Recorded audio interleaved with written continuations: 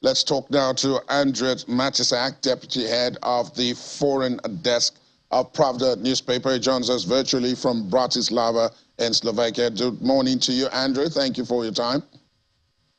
Good morning from Bratislava. Thanks for having me. Let's start off with what I just read. This offer of citizenship to all Ukrainians, a fast-track citizenship to all Ukrainians by the Russians. Do you think this is going to have any real impact on the situation, both on the ground and in terms of either humanitarian or refugee status of those who have had to flee the fighting?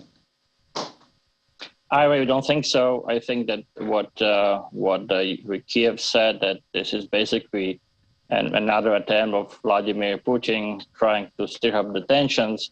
I think this is basically the correct reading of the situation. This is really something which is hard. I cannot fathom how this could work in practice. It might work on some occupied territories by Russians. They might try to convince some people to sign up for the citizenship. We see some collaborators on those occupied territories, so they might try to expand somehow the net of the collaborators, I mean Russians. Otherwise, I think this is another attempt how to try to get over Ukraine in a way, by military, by other means. This is simply something which I cannot think how this could really work. Let's come to where you are in Slovakia. What is the situation there in terms of what people make of the war in Ukraine? Are they generally supportive of Ukraine? Are they looking at this as just another problem that they don't want to have? Slovakians want to focus on their own daily lives and tackle their own challenges in country without having this external currents disturbing them. Ukraine is our neighboring country, and Slovakia is the member of NATO, member of EU, and Slovakian government is doing as much as possible to help Ukraine by military means, by giving shelter to refugees and so on. The public is somehow divided. There is a quite deep pro-Russian sentiment in my country. If you look at the polls, for example, there was a YouGov poll in end of May, beginning of June, that said that 38% of Slovaks think that the NATO and the West is to blame for the war. But in general, people are quite supportive, especially of Ukrainians who are coming in. We have been sheltering over 700,000 of Ukrainians in Slovakia. So this is really people are trying to help as much as possible. And as I said, the government is quite supportive of the military efforts of Ukraine. We have sent, as one of the first countries, Slovakia sent the heavy weapons, for example, anti-aircraft system S-300, and there are other. We have sent some helicopters.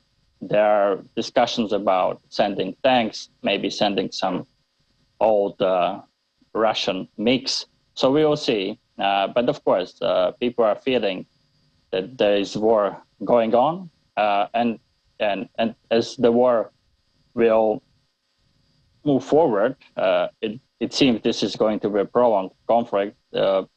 This will be also a political challenge for any European government, how to keep the support of Ukraine, because Ukraine definitely needs the Western support to withstand the attacks from Russia.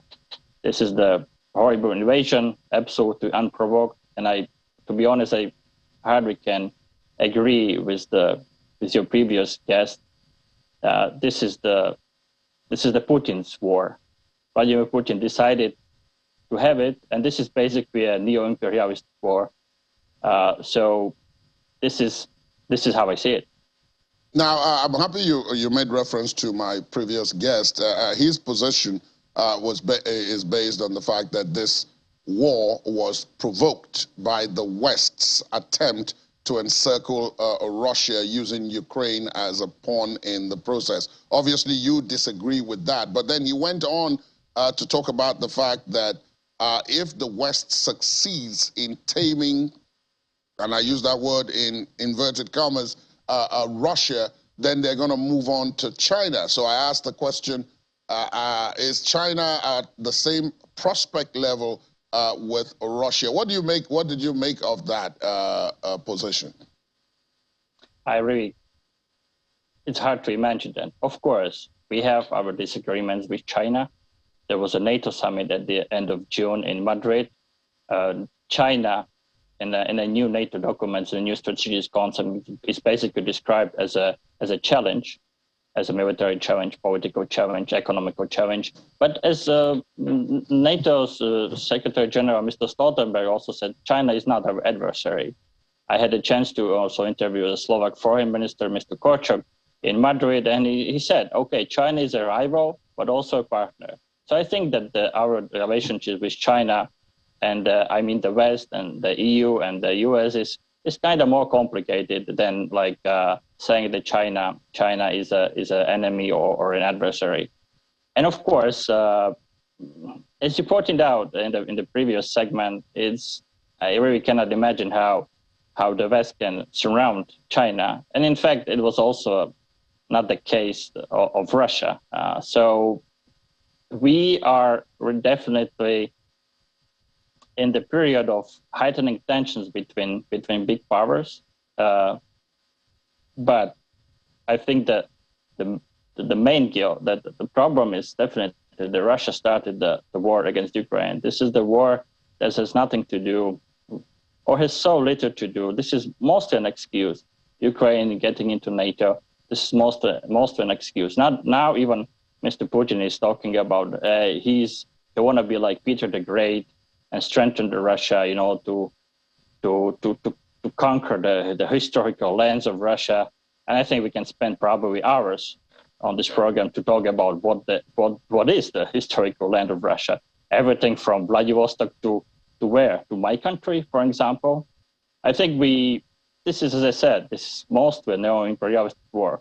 And of course, we can blame the West for many issues, many things that West did wrong in the past decades. That's not up to the debate. This is real. But sometimes also to say, okay, in this moment, Russia is to blame. In that case, let's come back to some of the consequences here. One of the biggest leverages Russia has over many European countries is this question of energy supply, gas in particular. And I've had a guest who told me that if this war does not end by October, that the European countries who have energy deals with Russia could be in real trouble because that is likely to be a situation where they're going to really need gas supplies. Now, what is the situation in Slovakia? Have you witnessed higher energy prices, for example? Are there any threats of Russia in any way? And are we feeling the impact economically of what is going on between Russia and Ukraine? As in many countries, also Slovakia is facing the high energy prices, high inflation, which is partly, of course, related to the war, but it started even before the war, with the higher demand in the market after the war. Let's say after. I am not sure if it is after, but with somehow the pandemic is, people are trying to say it's over. It might be not, but it's a different topic.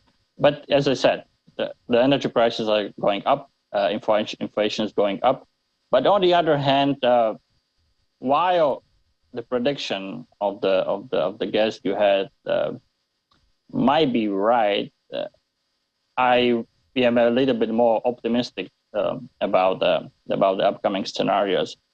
EU is trying to do as much as possible to somehow mitigate the problems, there was a decision that the EU countries has to have their gas storage is full in over 80%. So it's those storages are filling it up. So now, of course, Russia stopped the Nord Stream 1 pipeline because of the maintenance that was planned. But there are concerns that Russia might stop it permanently or semi-permanently. So we are trying to deal with the scenario when there will be no gas coming from Russia, no oil coming from Russia, and for example, also no nuclear fuel from Russia, because, for example, Slovakia is quite dependent, not quite 100% dependent on nuclear fuel from Russia. We have enough fuel now for some time, the nuclear fuel for some time, but it might be a problem for the future. But it also must be said that the EU is really trying to find a way how to deal with the situation, also via solidarity clauses. Like if some country has some more resources, we can manage to help to the other country. So while this is a problem, at this moment, I would say we are doing all the correct steps how to stop it, make it even bigger one. And of course, it also very much depends on the evolution of the war, on the thinking in Kremlin. But I think that in a way, what's going on is it might sound counterintuitive, but I think in a way it's not. It's good for Europe. I think that even in 2009, when we have a first energy crisis with Russia, then 2014 with the occupying of Crimea and starting the war on the east of Ukraine, Russia was using the energy as a tool for blackmailing for years. Russia was for many countries quite a reliable partner, but for other countries, as I said, Russia was just using energy as a blackmail. So I think that this is the time how to get rid of Russian dependency as fast as possible, and also how to transit to the net zero economy as fast as possible. And I think that this would be a huge blow for Russia. Indeed. Thank you so much, Andrej, for your time this morning. It's been a pleasure. Andrej Matisak is Deputy Head of Foreign Desk at Pravda newspaper in Bratislava, Slovakia. Thank you so much for your time. Thank you for having me. Thank you.